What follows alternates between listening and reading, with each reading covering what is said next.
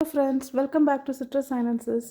இன்னைக்கு நாம செஞ்சிருக்கிறது ஒரு டேஸ்டியான கோதுமை அண்ட் ராகி சேமியா ரெசிபி தான் செஞ்சுருக்கேன். ஸோ ரெண்டும் மிக்ஸ் பண்ணி செஞ்சுருக்கேன்.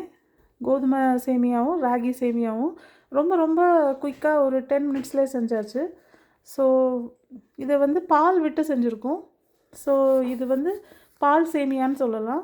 தண்ணியும் பாலுமா ஈக்குவலாக ஆட் பண்ணியிருக்கேன் நான். உங்களுக்கு பால் கொஞ்சம் தண்ணியான பாலாக கிடைக்குதுன்னா நீங்கள் 2 கப்புமே நம்ம தண்ணியே பாலாகவே ஆட் பண்ணிக்கலாம். எங்களுக்கு இங்கே பால் ரொம்ப திக்காக இருக்கும். அதனால் நான் 1 கப் பால் 1 கப் தண்ணின்னு சொல்லி ஆட் பண்ணி இந்த பால் சேமியா செஞ்சுருக்கேன். அண்ட் இதை நாம் இந்த மாதிரி நாட்டு சக்கரை ஆட் பண்ணி வச்சு சாப்பிடலாம். இது நான் மேலே போட்டிருக்கிறது நாட்டு சக்கரை. அல்லது ஏதாவது நம்ம நான்வெஜ் கிரேவிஸ் கூட வச்சு கூட சாப்பிடலாம். அது நான்வெஜ் கிரேவிஸ் இதுக்கெலாம் ரொம்ப நல்லாயிருக்கும். அல்லது வெறும் பனானா வச்சு கூட சில பேர் சாப்பிட்றாங்க. ஸோ நம்ம விஷ் தான். இது ஒரு குவிக் பிரேக்ஃபாஸ்ட் ரெசிபி தான். 10 மினிட்ஸில் நமக்கு ரெடி ஆகிடும். Maximum 15 minutes. இதில் முக்கியமானது கோகோனட் அண்ட் கீ. அந்த பாட்டை நீங்கள் ஸ்கிப் கூட பண்ணிக்கலாம். இன்கேஸ் கோகோனட்லாம் எடுக்க இஷ்டம் இல்லை, கீ எடுக்க இஷ்டம் இல்லாதவங்க இதை ஸ்கிப் பண்ணிக்கலாம். ஸோ இந்த வீடியோவே நான் அட்டாச் பண்ணுறேன்.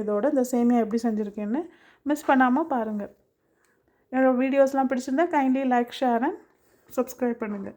Thank you friends.